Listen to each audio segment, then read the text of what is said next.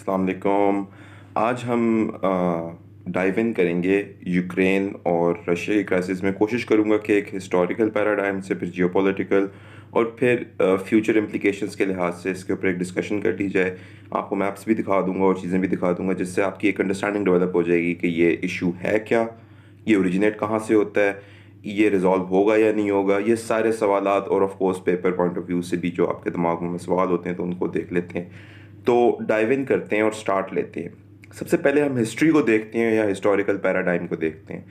हमें एक चीज़ ध्यान में रखनी पड़ेगी कि जो यूक्रेन है और जो रशिया है, इनके जो लोग हैं, मोर और लेस इनकी एंसेस्ट्री सेम है। स्लाविक पीपल, ठीक है। हिस्ट्री थोड़ी सी इनकी आपस में टैंगल्ड किस्म की है। 18th सेंचुरी 17th सेंचुरी में देखें तो जो रशियन जार्स थे, जार्स बेसिकली रशिया एक एम्पायर हुआ करता था। उसको जो लीड करते थे, जो रूलर होते थे, जो एक तरह से बादशाह होता था, उसका टाइटल जार हुआ करता था। इसको CZAR भी लिखा जाता है और TSAR भी लिखा जाता है। तो 18वीं सदी में हमने देखा कि यूक्रेन को जार्स फोर्सफुली शामिल करते हैं रशियन एम्पायर में। 1840s के अंदर भी प्रॉब्लम्स होती हैं और यूक्रेनियन लैंग्वेज जो है उसको प्रोहिबिट कर दिया जाता है कि उसको टीच भी ना किया जाए, उसको प्रैक्टिस भी नहीं करने देते। ये इसलिए होता है कि जो यूक्रेनियन लोग हैं वो अपनी नेशनलिज्म ना उभारें और कल को रशियन एम्पायर से अलग होने की बातें ना करें।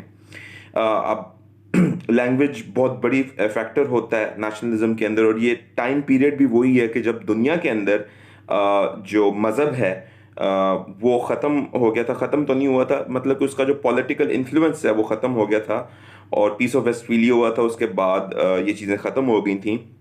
सो एक नई चीज़ उसको रिप्लेस करने आई थी, लोगों को यूनाइट करने के लिए, वो नेशनलिज्म थी। So nationalism seen as a threat. तो यूक्रेनियन नेशनलिज्म को दबाने के लिए यूक्रेनियन लैंग्वेज को प्रैक्टिस करने से, बोलने से रोका जार्स ने। ऐसा रशिया ने क्यों किया, इसके लिए ये मैप आपको भी स्क्रीन पे नजर आना शुरू हो जाएगा। ये मैप ही देखना काफ़ी है। अगर हम इस मैप को देखें तो रशिया यूक्रेन की तरफ इस तरह देखता है जैसे कि वो यूरोप की ब्रेड बास्केट है, और वाकई वो है। हमें सिर्फ एक मैप को देखने की ज़रूरत है, इस मैप को समझने की ज़रूरत है कि ये जियो स्ट्रैटेजिकली रशिया के लिए बहुत इंपॉर्टेंट एरिया है। किसी भी मुल्क के लिए, उसके लिए कुछ कुछ एरिया होता है जो बहुत इंपॉर्टेंस रखता है उसकी जियो पॉलिटिक्स में, उसकी जियो स्ट्रैटेजी में। तो यूक्रेन वो मुल्क है रशिया के लिए, ठीक है ना, या वो एरिया है या वो जियोग्राफिकल रीजन है जो रशिया की सिक्योरिटी के लिए या रशिया की बाकी चीज़ों के लिए बहुत इंपॉर्टेंट है। क्योंकि यूक्रेन के फौरन बाद नीचे आप देखते हैं यूरोप स्टार्ट हो जाता है, और जो रशियंस हैं उनकी शुरू दिन से ही इन यूरोपियन पावर्स के साथ कोई अच्छे ताल्लुकात नहीं थे, ठीक है। और हमेशा एक उनका आपस में चपकलिश रहती है, स्किज्म है आपस में। सो हम ये कह सकते हैं कि यूक्रेन एक बफर है between Europe and between Russia.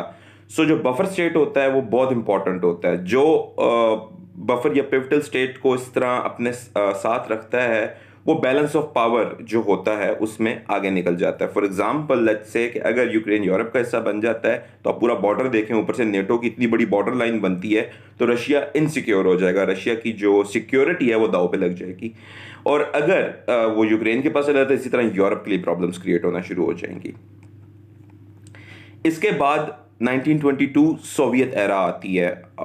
जो जार्स हैं वो डिथ्रोन हो जाते हैं और एक कम्युनिस्ट रेवोल्यूशन आता है रशिया में, और उसके तहत वो बाकी जो ममालिक होते हैं उसके साथ वाले, उनको अपने साथ शामिल कर लेता है सोवियत यूनियन के अंदर। यूक्रेन को भी वो करता है। यूक्रेनियंस का पहला बैड एक्सपीरियंस रशियंस के साथ वैसे तो हिस्टोरिकली एक चला आ रहा था। सोवियत यूनियन के साथ लेट्स से जो एक बैड एक्सपीरियंस होता है वो 1930 में होता है। यूक्रेनियन जो फार्मर्स हैं वो प्रोटेस्ट करते हैं स्टालिन के रिफॉर्म्स के अगेंस्ट। स्टालिन उस वक्त लीड कर रहे थे रशिया सोवियत यूनियन को। पार्टी के हेड भी थे वहाँ पे, कम्युनिस्ट पार्टी के head, and further more he was the leader of the Soviet Union. So वो इस चीज़ को प्रोटेस्ट करते हैं। स्टालिन रिफॉर्म्स लेके आ रहा था, लैंड रिफॉर्म्स वगैरह, जिसके अंदर एग्रीकल्चरल रिफॉर्म्स भी थे। तो जब यूक्रेनियन फार्मर्स इसको प्रोटेस्ट करते हैं, इस पे एहतजाज करते हैं, तो जो स्टालिन है ना, he gives them the iron fist. इसको हिस्ट्री में कहा जाता है होलोडोमोर। होलोडोमोर में हुआ क्या कि स्टालिन ने इन लोगों को मारना शुरू किया, पर्ज स्टार्ट कर दी इनकी कि ये लोग मेरे अगेंस्ट हैं। फर्दर मोर इनकी रिलोकेशन करना स्टार्ट कर दी, जिसकी वजह से काफ़ी इश्यूज हुए। फिर हम जाते हैं 1939 और 1945, जंग अजीम 2 होती है, वर्ल्ड वॉर 2 होती है। इस वॉर की वजह से भी जो यूक्रेनियंस हैं और जो रशियंस हैं उनके दरमियान जो स्किज्म है, जो एक गैप है, वो मजीद बढ़ जाता है। वो ऐसे बढ़ता है कि जो नाजी जर्मनी होता है ना, उसकी साइड पे यूक्रेनियंस हो जाते हैं। Ukrainians ally themselves with the Nazis. Resultantly एक जो रिफ्ट है दोनों कौमों में, वो मजीद बढ़ जाती है। जंग अजीम दोम ख़त्म होती है, रशिया विक्टोरियस इमर्ज होता है, रशिया जीत जाता है, और जो स्टालिन है वो ना भूलता है ना माफ़ करता है। एक और पर्ज स्टार्ट होती है यूक्रेनियंस के खिलाफ, और इस दफ़ा ये होता है कि एक कंसेप्ट दिया जाता है, अपर जो सर्बियन इलाके हैं वहाँ पे स्टालिन कैंप्स बनाता है, वर्क लेबर कैंप्स, उनको गुलाग्स कहा जाता है। स्टालिन उठा के इन यूक्रेनियंस को उठा उठा के वहां पे फेंकने लग जाता है सजा के तौर पे। ठीक है, 1949 नेटो हमारे सामने आता है, नॉर्थ अटलांटिक ट्रीटी ऑर्गेनाइजेशन, आप मैप देख सकते हैं। नेटो बेसिकली सोवियत यूनियन को कंटेन करने के लिए होता है। वर्ल्ड वॉर 2 के फौरन बाद हम देखते हैं कोल्ड वॉर स्टार्ट हो जाती है, वेपन्स रेस स्टार्ट हो जाती है between the west and the east. East और वेस्ट के दरमियान एक डिवीजन हो जाती है। विंस्टन चर्चिल की स्पीच भी है, आयरन कर्टन की स्पीच। अब ये जो हिस्ट्री हमें पढ़ाई जाती है ना, ये हिस्ट्री आयरॉनिकली गोरो ने सॉरी वेस्ट ने लिखी हुई है, जो कि रशिया को या फिर उस वक्त सोवियत यूनियन को प्रेजेंट करती है एज इवल। लेकिन अगर हम जरा थोड़े से पीछे हों, let's take a back seat and see at geopolitics at play, तो स्टालिन सिर्फ अपनी सिक्योरिटी कर रहा था, और वो अपनी सिक्योरिटी के लिए इस तरह एक्सपेंशन कर रहा था कि उसके बॉर्डर्स बिल्कुल सिक्योर हो जाएं, जो कि ऑपरेशन बारबरोसा में जर्मन्स ने ब्रीच किए थे, जब जर्मन्स ने अटैक किया था रशियंस पे इन्हीं एरियाज के थ्रू होते हुए। सो जो सोवियत यूनियन या जो हमारे रशियंस हैं, उनके दिमाग में ये सिक्योरिटी बैठी हुई है, और ये आज भी चल रही है। रिजल्टेंटली हम ये इश्यूज अभी भी देख रहे हैं। खैर, आगे चलते हैं तारीख में। स्टालिन चला जाता है और सोवियत यूनियन के नए प्रीमियर आ जाते हैं, नए लीडर आ जाते हैं, जिनका नाम निकिता क्रूश्चेव होता है। निकिता क्रूश्चेव खुद यूक्रेनियन डिसेंट से होते हैं, और 1954 में जो क्रीमिया होता है ना, क्रीमिया क्योंकि ब्लैक सी के बिल्कुल मुंह पे है, ब्लैक सी में ऑयल भी है, फिशरीज भी है, एंड ऑफ कोर्स समंदर जो होता है वो ट्रेड के लिए बहुत इंपॉर्टेंट होता है, फर्दर मोर डिफेंस के लिए भी बहुत इंपॉर्टेंट होता है। नेवल फोर्सेज इसलिए ही बनती हैं मैरीटाइम सिक्योरिटी के लिए। सो वो क्रीमिया को यूक्रेन के हवाले कर देते हैं 1954 में। बाज हिस्टोरियंस लिखते हैं कि it was a appeasement policy, के अपीज किया जा रहा था यूक्रेनियंस को कि वहीं टूट के साइड पे ना हो जाए। और बाज लोग कहते हैं कि जो निकिता क्रूश्चेव थे, he felt sorry for all the hardships the Ukrainian people had to suffer because of Joseph Stalin, जो मैंने जिनके बारे में आपको बताया, as an apology to Stalin's action, but nobody is sure why he did that. किसी किताब में कुछ लिखा हुआ है, किसी किताब में कुछ लिखा हुआ है। खैर, आगे चलते हैं। सो जब नेटो बनता है ना, तो इसके रिस्पॉन्स में सोवियत यूनियन फौरन से अपना एक मिलिट्री अलायंस बनाता है। North Atlantic Treaty Organization basically एक मिलिट्री अलायंस था अगेंस्ट द सोवियत यूनियन, ठीक है, इनकी एक्सपेंशन को रोकने के लिए, क्योंकि इन्होंने एक प्रोपेगेंडा फैला दिया था, the reds are coming, the reds are coming, the reds are coming, क्योंकि cold war was also a war of ideologies. एक साइड पे कैपिटलिज्म है, एक साइड पे कम्युनिज्म है। इसके रिस्पॉन्स में वॉर्सो पैक्ट बनाते हैं रशियंस, ठीक है, पोलैंड के अंदर जाके, पोलैंड वगैरह ये रोमानिया, बल्गारिया, ये सारे ममालिक अपनी एक मिलिट्री अलायंस बना लेते हैं, ठीक है। अब हम फास्ट फॉरवर्ड करते हैं और फॉलो सोवियत यूनियन पे चलते हैं। सोवियत यूनियन दुनिया से खत्म हो जाता है। आपने अगर कोल्ड वॉर की हिस्ट्री पढ़ी है तो आपको पता होगा ये सब किस तरह हुआ। एक आर्म्स रेस थी, फिर अफगानिस्तान वाला issue, everything is included in that. तो फॉल ऑफ सोवियत यूनियन होता है 1991 में, और एक नई जियोपॉलिटिक्स स्टार्ट हो जाती है, एक इमर्जिंग जियोपॉलिटिक्स उस एरा की क्या होती है वो देख लेते हैं। 1991 तक सोवियत यूनियन डिसॉल्व हो जाता है, तबाह हो जाता है, ब्रेक हो जाता है, और 15 नई कंट्रीज पैदा होती हैं, जिनमें यूक्रेन भी शामिल होता है, ठीक है। यूक्रेन अपने आप को, और बाकी जो 14 ममालिक हैं, वो अपने आप को सोवियत इन्फ्लुएंस या रशियन इन्फ्लुएंस से आजाद कर लेते हैं, ठीक है।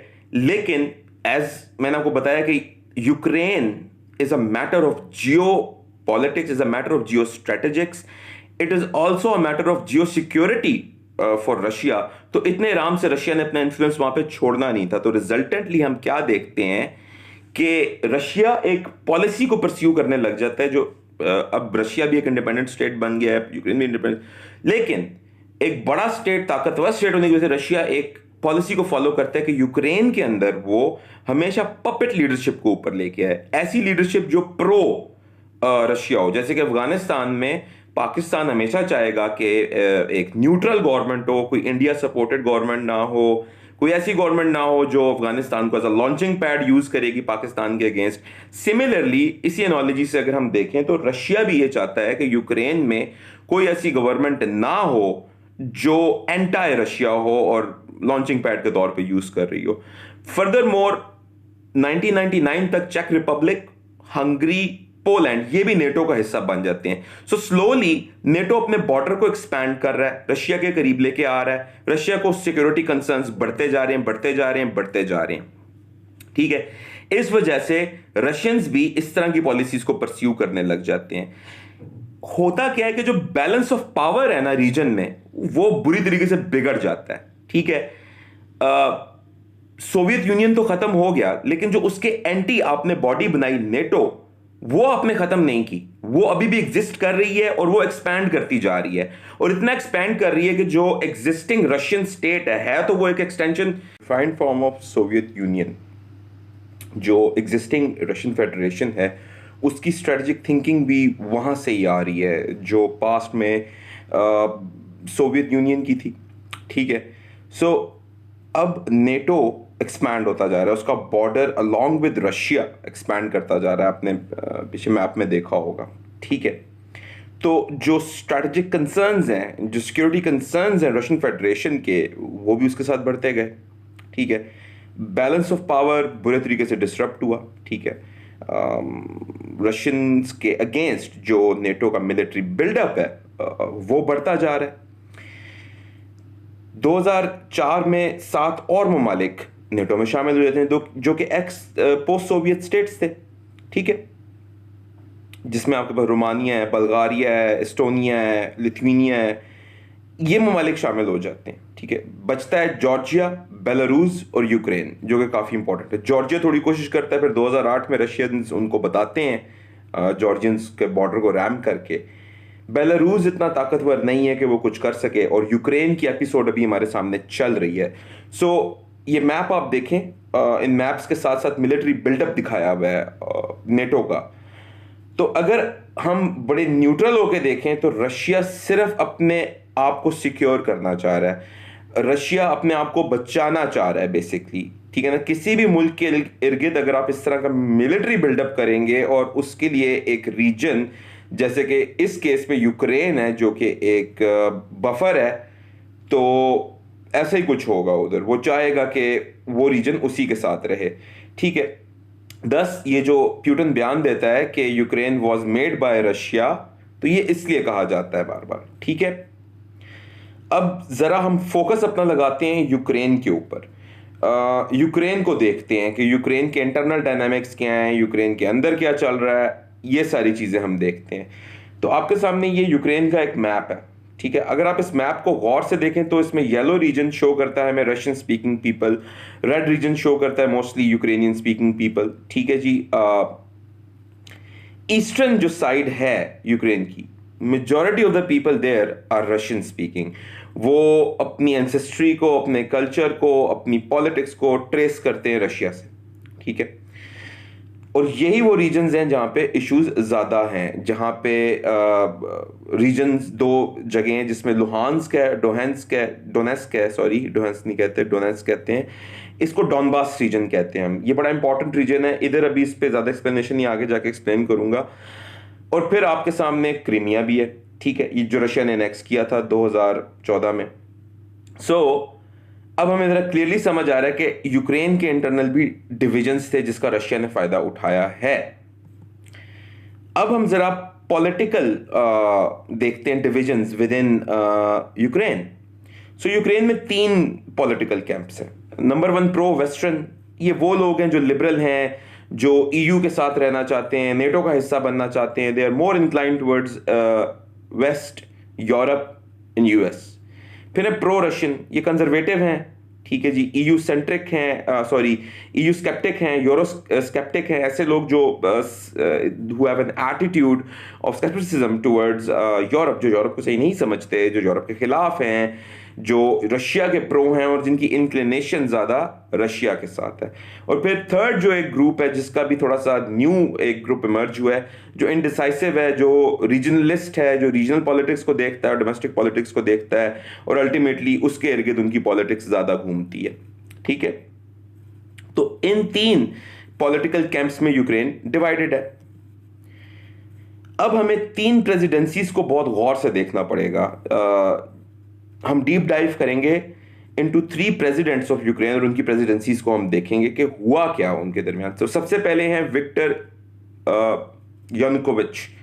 विक्टर यानुकोविच 2010 से 2014 तक यूक्रेन के प्रेसिडेंट रहे, ठीक है, प्रो रशियन थे, ठीक है, और ऑफिस में आते साथ ही इन्होंने एक लैंडमार्क एग्रीमेंट साइन की रशिया के साथ, ठीक है जी। इस एग्रीमेंट के तहत इन्होंने जो सेवेस्टोपोल है, क्रीमिया के पास एक पोर्ट है सेवेस्टोपोल, उसकी जो लीज है वो 25 साल के लिए एक्सटेंड कर दी रशिया के लिए। बदले में 30% इनको रिड्यूस प्राइसेस पे रशियन गैस मिलना शुरू हो गई, ठीक है। जब ये डील की तो लोगों ने इनके खिलाफ बातें करना शुरू कर दी, पब्लिक क्रिटिसिज्म का शिकार हुए, यूएस ने बहुत क्रिटिसाइज किया। यूएस के अपने इंटरेस्ट हैं यूक्रेन में, वो यूक्रेन को एज अ पपेट यूज करना चाहता है, as a play card use करना चाहता है, एज अ लेवरेज यूज करना चाहता है अगेंस्ट रशिया। सो अब वो ये एग्रीमेंट करते हैं। इस एग्रीमेंट को करने के बाद उनके खिलाफ काफ़ी ज़्यादा अप्रोर होती है अवाम में, अवाम उनको क्रिटिसाइज करती है। सो वो बैलेंस कर रहे होते हैं चीज़ों को। उसके बाद वो यूक्रेनियन कॉन्स्टिट्यूशन के अंदर भी कुछ एक चीज़ को अमेंड करते हैं, आर्टिकल 111 को वो अमेंड कर देते हैं, जिसके तहत प्रेसिडेंट को निकाला नहीं जा सकता और इम्पीच नहीं किया जा सकता। तो पब्लिक उनकी तरफ देखती कि ये आदमी डिक्टेटर बनता जा रहा है, ठीक है। उनके खिलाफ प्रोटेस्ट स्टार्ट होते हैं। तो पब्लिक को अपीज करने के लिए वो 2013 में एक डैमेज कंट्रोल पॉलिसी के तहत EUAA की एग्रीमेंट करते हैं, which is called European union association agreement. जब वो ये एग्रीमेंट करते हैं अवाम तो खुश हो जाती है, रशियन से बैकलैश आता है, रशिया बैकलैश करता है इस बात पे। रिजल्टेंटली वो अपने प्रॉमिस को तोड़ देते हैं और इस एग्रीमेंट को खत्म कर देते हैं। इसके बाद वाइड प्रोटेस्ट इरप्ट होते हैं और अल्टीमेटली प्रेसिडेंट को प्रेसिडेंसी छोड़नी पड़ती है। इसके बाद एक और आदमी पावर में आता है, पेट्रो पोरोशेंको, 2014 से 2019 पब्लिक सिंपैथी राइड करते हुए आते हैं, पुराने बंदे के खिलाफ बातें करते हैं, पावर में आ जाते हैं, लेकिन इनडिसाइसिव से प्रेसिडेंट होते हैं, ठीक है। इस इनडिसाइसिवनेस का फायदा उठाते हुए रशिया एक हाइब्रिड वॉर कैंपेन लॉन्च करता है यूक्रेन के खिलाफ, ठीक है, जिसको हम ग्रिज़मॉव डॉक्ट्रिन कहते हैं। 2012 में रशिया के आर्मी चीफ आते हैं वलीरी ग्रिज़मॉव, और वो एक रिसर्च पेपर लिखते हैं। इंडस्ट्रियल मिलिट्री कुरियर एक मैगजीन है जर्मन, उसके अंदर वो पेपर लिखा जाता है 2000 वर्ड्स का, the significance of science is in the foresight. इस पेपर के अंदर वो हाइब्रिड वॉरफेयर के ऊपर ही बात कर रहे होते हैं। वो उसका एक क्रक्स और एक थीसिस आपको बता दूं तो वो होता है hacking the enemy society then attacking it head on. Hack the enemy, not attack the enemy. ये एवरी टूल यूज करते हैं हाइब्रिड वॉरफेयर का, हाइब्रिड वॉरफेयर की उसमें मैंने एक्सप्लेन किया हुआ है ये सब कुछ। ग्रिज़मॉव डॉक्ट्रिन भी पूरी एक्सप्लेन की हुई है कि रशियंस ने क्या क्या किया यूक्रेनियंस के अगेंस्ट, जिसके अंदर प्रोपेगेंडा वेव्स हैं, cyber attacks and God knows what सब कुछ है इसके अंदर, साइबर बर्केट वगैरह इस तरह के ग्रुप्स हैं इनके जिन्होंने यूज किया। अब होता क्या है, इसको करते हुए ये क्रीमिया एनेक्स कर लेते हैं। Little green man, little green man का मतलब कि रशिया अपने फौजी अंदर भेजता है जो कि अनमार्क्ड यूनिफॉर्म्स पहन के गए हुए होते हैं। अनमार्क्ड यूनिफॉर्म्स इसलिए ताकि पता न चले रशियंस इन्वॉल्व हैं। फर्दर मोर रेबल्स जो होते हैं डनबास रीजन में, जो रशियन स्पीकिंग लोग होते हैं, उनको इक्विपमेंट दिया जा रहा होता है, ठीक है। ये जाहिर हो जाता है जब क्रीमिया को रशियंस एनेक्स करते हैं ना 2014 में, तो व्लादिमीर पुतिन वहां पे जाके एक स्पीच करते हैं। स्पीच में ये कहते हैं कि I will protect the rights of the Russian speaking people in Ukraine. यानी कि 2014 में ये जो आज हो रहा है ये प्लान कर लिया गया था पहले से कि डॉनबास के रीजन में हम लोगों को वसला भी देंगे, सपोर्ट भी करेंगे, वेपन भी देंगे, हैवी वेपन्स भी देंगे, ताकि हम लेवरेज कर सकें इस चीज को। तो ये स्पीच के अंदर ही उन्होंने वहां के लोगों को मुखातिब करते हुए कहा। ऑब्वियसली यूक्रेन ने प्रोटेस्ट किया, कहा ये इंटरनेशनल लॉ की धज्जियां उड़ाई हैं तुमने, ये हमारी सोवरेनिटी की धज्जियां उड़ाई हैं। तो रशिया ने कहा इट वाज सेल्फ डिटर्मिनेशन। लोगों ने इंटरनेशनल लॉ के तहत वहां पे रशिया ने वोटिंग करा दी और एक ऑटोनोमस रीजन बन गए। लोगों ने प्लेबिसाइट किया ये तो एक, और उन्होंने एक वोट दिया और वो आज़ाद हो गए। रशिया ये करते साथ ही ना अपना मिलिट्री मसल फ्लेक्स करके दिखाता है। 2017 में बेलारूस में रशिया अपनी फौजें उतारता है और जपार्ड 17 एक मिलिट्री एक्सरसाइज है वो करके दिखाता है। ये बेसिकली रशिया यूरोप को दिखा रहा होता है that I am powerful and I can do that. ठीक है, इस सब के दौरान बहुत सारी एग्रीमेंट्स भी होती हैं सीज फायर की, जिसको मिन्स्क एग्रीमेंट कहा जाता है, मिन्स्क 1 मिन्स्क 2। ये दोनों एग्रीमेंट्स फेल हो जाती हैं, बस थोड़ा बहुत इनमें होता है कि प्रिजनर एक्सचेंज वगैरह होता है, बट अल्टीमेटली एग्रीमेंट्स फेल कर जाती हैं। रीजन इनके फेल करने की ये होती है, या इसके फेलियर की रीजन ये बनती है कि दोनों sides are they were not blinking, वो बार बार वायलेशन कर रहे थे। ठीक है, अब बारी आती है दोबारा क्या करने की, नेटो का हिस्सा बनने की। दोबारा प्रॉब्लमेटिक चीजें स्टार्ट हो जाती हैं और प्रेसिडेंट बैक ऑफ कर जाता है, क्योंकि ये बिजनेसमैन टाइप आदमी था पेट्रो पोरोशेंको। ठीक है, और ये फैसला नहीं कर पाता, ये डर जाता है रशियन से। रिजल्टेंटली दोबारा वही एक सिचुएशन क्रिएट हो जाती है और इस दफा एक नए प्रेसिडेंट आते हैं, व्लादिमीर ज़ेलेंस्की, 2019 से अभी तक। तो ये स्टेनमायर फार्मूला अप्लाई करते हैं। स्टेनमायर बेसिकली फ्रैंक स्टेनमायर के नाम से ये फार्मूला है, ये एक जर्मन डिप्लोमेट है।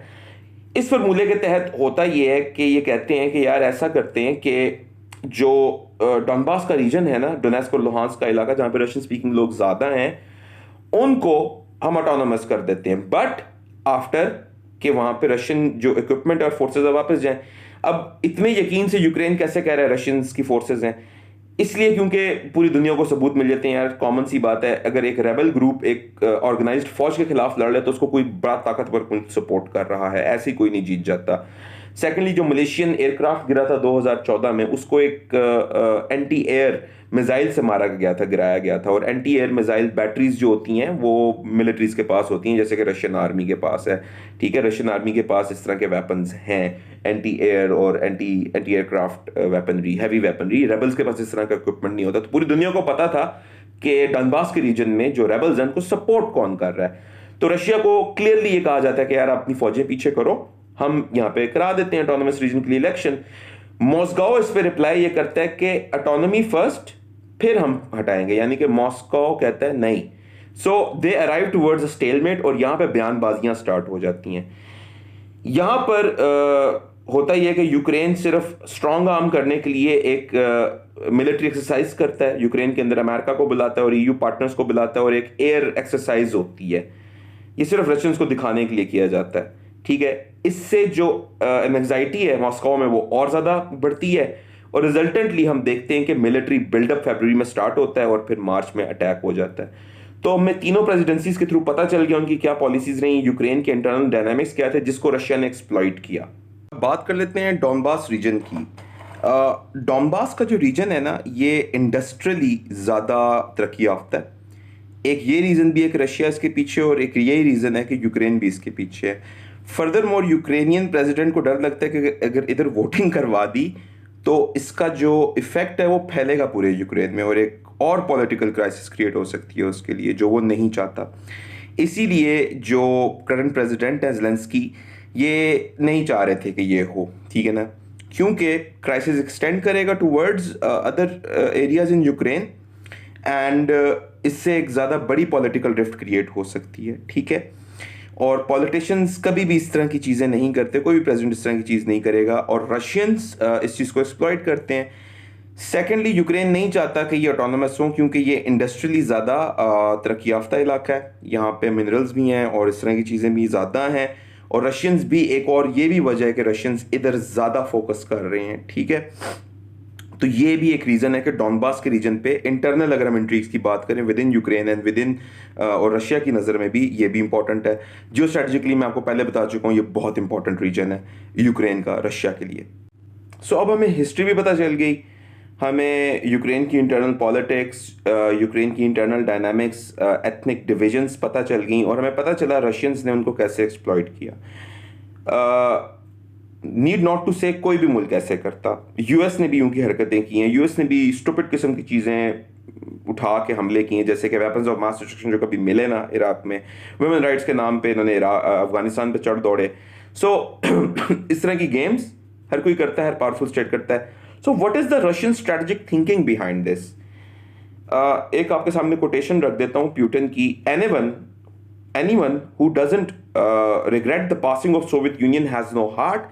Anyone who wants it restored has no brains. Vladimir Putin. बड़ी सिंपल सी बात है, उन्होंने क्लियर अपनी एक पॉलिसी बता दी है. हार्ड कोर रियलिस्ट हैं व्लादिमीर पुतिन. केजीबी के ऑफिसर थे सोवियत रशिया के अंदर. सो स्ट्रेटेजिक थिंकिंग इनके दिमाग में इनग्रेन्ड है, ठीक है ना, सीयर्ड है इनके दिमाग में, भरी हुई है. और क्लियरली कह रहे हैं कि जिस बंदे को रिग्रेट नहीं होता सोवियत यूनियन खत्म होने का, उसका दिल नहीं है. यानी कि सोवियत यूनियन और उससे पीछे जो सोच चली आ रही है, strategic culture, strategic thinking, historical जो इनकी एक थिंकिंग चली आ रही है, वो आज भी इनके दिल में मौजूद है रशिया के. Today's Russian federation strategic culture, जो उनका स्ट्रेटेजिक कल्चर है, वो सोवियत ही है. उससे पहले जार्स वाला वही चला आ रहा है. यूक्रेन के मामले में 10 ये स्टेटमेंट देते हैं कि Ukraine was made by Russia, and ये अपना हिस्सा समझते हैं यूक्रेन को. And who wants it restored has no brains. Obviously time में कोई वापस नहीं जा सकता. So this is the new Russia, this is the new Russian empire. एक पावरफुल रशिया जो वापस अपनी फॉर्मर डे ग्लोरी पे जाना चाह रहा है. मार्च 2022 रशिया ने एक बिल्डअप किया होता है फेब में, पुतिन डिनाई करता है, लेकिन एकदम से हम देखते हैं कि they invade and they are fighting a battle. Now they are fighting a war. So Russia की एनोलॉजी बहुत सिंपल है इस सब में. If US can do it, so can Russia. अगर यूएस ये कर सकता है, ये करता रहा है, तो हम भी ये कर सकते हैं और हम भी ये करेंगे. ठीक है, वेरी मच सिंपल और वेरी मच इनकी एक एनोलॉजी है कि अगर यूएस बदमाशी कर सकता है तो हम भी कर सकते हैं. ठीक है, अब देखते हैं कि क्या यूक्रेन रशिया का मुकाबला कर सकता है. Ukraine might have the will but they do not have the might. ठीक है, मिलिट्री माइट की मैं बात कर रहा हूं. 900,000 एक्टिव ट्रुप्स हैं रशिया के पास, यूक्रेन के पास 200,000 है. ठीक है, रशिया के पास 1328 फाइटिंग एयरक्राफ्ट हैं, यूक्रेन के पास 146 है. ठीक है जी. अटैक हेलीकॉप्टर्स रशिया के पास 478 हैं, यूक्रेनियंस के पास सिर्फ 42 हैं. ठीक है, रशियन टैंक्स की अगर बात करें तो 31,000 टैंक्स रशिया के पास हैं. यस, उसमें बहुत सारा इक्विपमेंट ओल्ड सोवियत एरा का इक्विपमेंट है, but again it's weapons, they have that. 5,000 tank सिर्फ आपके यूक्रेन के पास है. रशियन नेवी के पास 605 वेसल्स हैं, 70 सबमरीन्स हैं. ऑन द कॉन्ट्ररी हम देखें 38 शिप्स हैं सिर्फ यूक्रेन के पास. सो कोई मुकाबला नहीं है दोनों का. इन एनी बैटल हम देखेंगे कि रशिया ही जीतेगा. मैन पावर भी है, इक्विपमेंट भी है, फाइटिंग फोर्स भी है उसके पास, और फायर पावर भी ज्यादा है यूक्रेन से. यूक्रेन को डेफिनेटली ईयू की या नेटो की जरूरत है to fend off the Russians. But अभी तक medical support, moral support, France के अंदर कुछ फेमिनिस्ट खवातीन की सपोर्ट, इसके अलावा तो कुछ नहीं हो रहा. क्यों नहीं हो रहा? This is the important question. यार पिछले 13 साल से ये निगोशिएशंस में लगे हुए हैं जी. अभी होता है मेंबरशिप खेल रहे हैं ये. अभी तक मेंबरशिप दी क्यों नहीं? अगर if you want to save Ukrainians from Russia, membership दो, यूक्रेन के ईस्टर्न बॉर्डर पे अपनी फौज लाके खड़ी करो, हिम्मत करो, जुरत करो.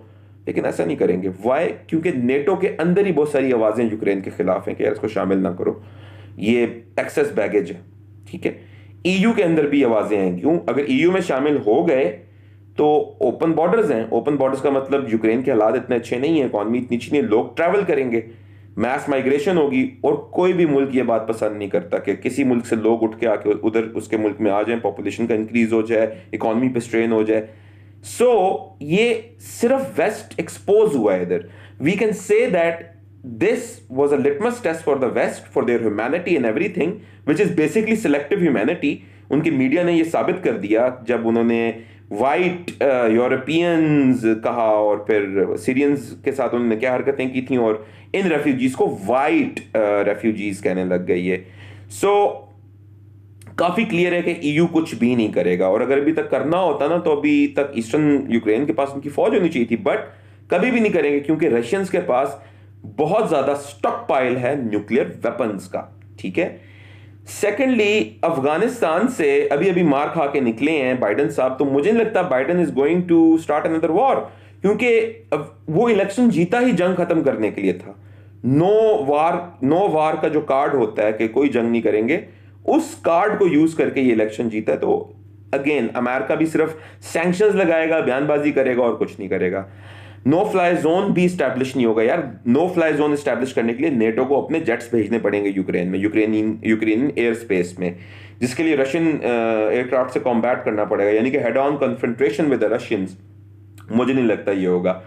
सेकंड, ईयू जो है, यूरोप है, वो बहुत ज्यादा डिपेंडेंट है एनर्जी के लिए रशिया पे, ठीक है। बहुत सारी रशियन गैस वहां से आ रही है। जर्मनी, फ्रांस और क्रोएशिया अगर आप गौर से देखें तो इसमें ज्यादा इन्वॉल्व नहीं हो रहे, साइड साइड से नीवी नीवी होकर निकल रहे हैं। क्यों? They are dependent on Russian energy, they are dependent on Russian hydrocarbons, gas, natural gas mainly. So Germany ने सिर्फ मेडिकल एड भेजी है अभी तक, I mean not military made aid, sorry. So इनके जो लाफेबल ह्यूमैनिटी है, सेलेक्टिव ह्यूमैनिटी है, वो बुरे तरीके से एक्सपोज हुई है, और इस एक्सपोजे के बाद दुनिया इनकी तरफ देख रही है। West has been exposed, Europe has been exposed for their selective humanity, for their hollow promises, उनके खोखले वादे जो वो पूरे नहीं कर सके। वेपन्स दे रहे हैं, यही कुछ कर सकते हैं, ठीक है ना। हेड ऑन कन्फ्रंटेशन रशियन से ये नहीं लेने वाले, क्लियरली नजर आ गया।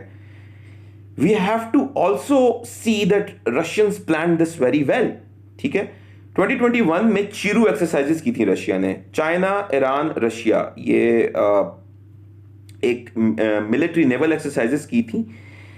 बेसिकली ईरान के सामने हरमूज, आप मैप में देख सकते हैं, हरमूज से भी यूरोप का ऑयल जाता है, ठीक है।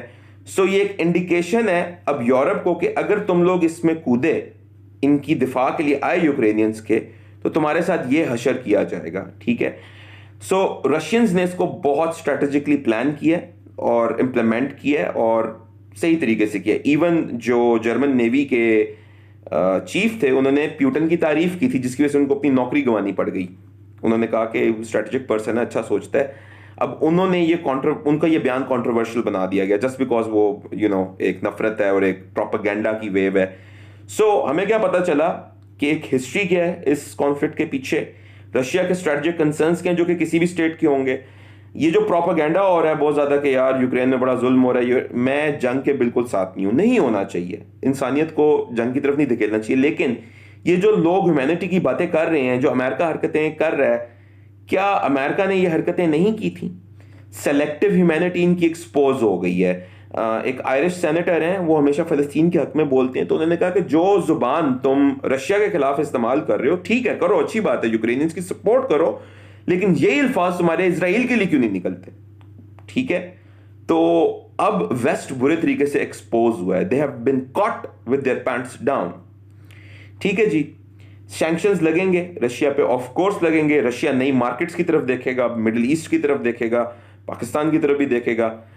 सवाल यह आता है क्या पाकिस्तान को सॉरी अबाउट दैट, क्या पाकिस्तान को कुछ करना चाहिए इसमें? नहीं, हमें किसी जंग का हिस्सा नहीं बनना चाहिए। ऑलरेडी हमारे हालात थोड़े से ठीक नहीं, थोड़े से नहीं, बहुत ठीक नहीं है, तो हमें किसी इस तरह की चीज का हिस्सा नहीं बनना चाहिए। बट यस, अगर हमारे साथ कोई स्ट्रेटेजिक पार्टनरशिप करना चाह रहा है, व्हाई नॉट। अगर कोई हमें एनर्जी देना चाह रहा है, व्हाई नॉट। रशिया के फायदे ये हैं कि रशिया सिक्योरिटी काउंसिल में है, और लास्ट टाइम हम कश्मीर पे एक रेजोल्यूशन पास करवाने लगे थे अकॉर्डिंग टू चैप्टर 7। चैप्टर 7 का मतलब बाइंडिंग, तो रशिया ने वीटो कर दिया था, लेकिन ये 1962 में हुआ था जब हम अमेरिकन कैंप में बैठे हुए थे। तो इस बार हम न्यूट्रल रहते हैं, नॉन अलाइंड रहते हैं, और हम दोनों से फायदा रीप करते हैं। रशिया से हमें वेपन्स मिल सकते हैं, सुखोई MK-32 एयरक्राफ्ट हैं, जेट्स हैं, हमें चाहिए, हमें हाइंड हेलीकॉप्टर्स चाहिए। So we can get those things from Russia and we can become a strategic partner with Russia, क्योंकि इंडिया जरा दूर होता जा रहा है और हम रशिया के करीब, और रशिया भी अब हमारी तरफ देख रहा है। लेकिन इस तरह किसी ग्लोबल एडवेंचर में नहीं, हमें नहीं जाना चाहिए बिल्कुल भी, ठीक है। क्लियरली हमें इकोनॉमिक बेसिस चाहिए, मिलिट्री बेसिस हम किसी को नहीं देंगे। कोई हमसे तिजारत करना चाहता है, श्योर, एनर्जी की ट्रेड करना चाहता है, व्हाई नॉट, इसका हिस्सा हमने नहीं बनना। फ्यूचर इंप्लीकेशंस हम देख लेते हैं। या फ्यूचर इंप्लीकेशंस कोई भी नहीं, अगर इसका आप सोल्यूशन मुझसे पूछो, इसका सोल्यूशन बहुत सिंपल है और बहुत सीधा है। इसका सोल्यूशन ये है कि अमेरिका जैसा बड़ा मुल्क शामिल हो बीच में, यूक्रेन और रशिया के दरमियान एग्रीमेंट कराए कि अगले 100 साल के लिए ये नेटो मर्जर, EU मर्जर नहीं होगा यूक्रेन का। This is the only solution. इसके अलावा आप कोई भी बात करोगे ना, दैट इज वॉर। रशियंस ने इंटेंट शो कर दी है, एक तो हमला करके, ठीक है ना। सेकेंडली रशिया के प्रेसिडेंट व्लादिमीर पुतिन ने कि हम कोई भी चीज यूज कर लेंगे, कोई भी चीज का दूसरा मतलब न्यूक्लियर वेपन होता है, ठीक है।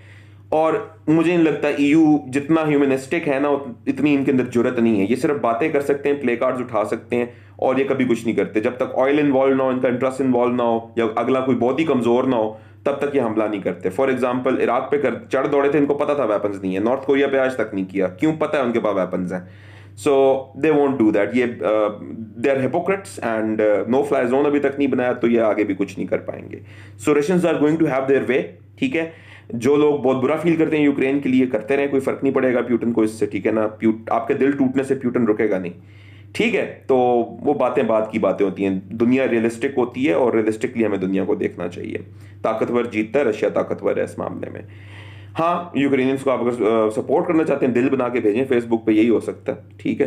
तो यही आप लोग कर सकते हैं, और कुछ नहीं कर पाएंगे। आखिरी बात कर लेते हैं, सोल्यूशन भी बता दिया आपको, इम्प्लीकेशंस बता दिए। आखिरी इम्प्लीकेशन है, दुनिया देख रही है, और वेस्ट को और यूएस की इन एक्शन को दुनिया ने देखा है। खास तौर पे चाइना ने देखा है, खास तौर पे चाइना ने भी इसको देखा है। जब चाइना ने इसको देखा, तो चाइना का भी एक सिमिलर इशू है ताइवान के साथ, ठीक है। और हमने रिसेंटली देखा कि चाइना का नेवल बिल्डअप स्टार्ट हो गया। जो पीएलए है, पीपल्स लिबरेशन आर्मी, उसका एक काफी जबरदस्त बिल्डअप स्टार्ट हो रहा है ताइवान के अगेंस्ट, ताइवान के करीब करीब। सो वी कैन एक्सपेक्ट कि इसको देखने के बाद चाइना बोल्स्टर हुआ। और चाइना का बयान बहुत इंपॉर्टेंट है। चाइना की फॉरेन मिनिस्ट्री ने बयान दिया कि this is not an invasion. उन्होंने जो वर्ड इन्वेजन है ना, इसी को यूज करने से इनकार कर दिया। उन्होंने कहा है कि ये एक मिलिट्री ऑपरेशन है, और रशिया भी इसको मिलिट्री ऑपरेशन कह रहा है। जैसे इराक का इन्वेजन नहीं था, वो ऑपरेशन था फ्रीडम के लिए और डेमोक्रेसी के लिए। अफगानिस्तान का इन्वेजन नहीं था, वो ऑपरेशन एंड्यूरिंग फ्रीडम था। तो ये भी अब ऑपरेशन है। अगेन वही एनोलॉजी रशिया भी यूज कर रहा है, कल को अब चाइना भी यूज करेगा। We are doing it to save humanity, we are doing it to save democracy, we are doing it to save people, we are doing it for international law.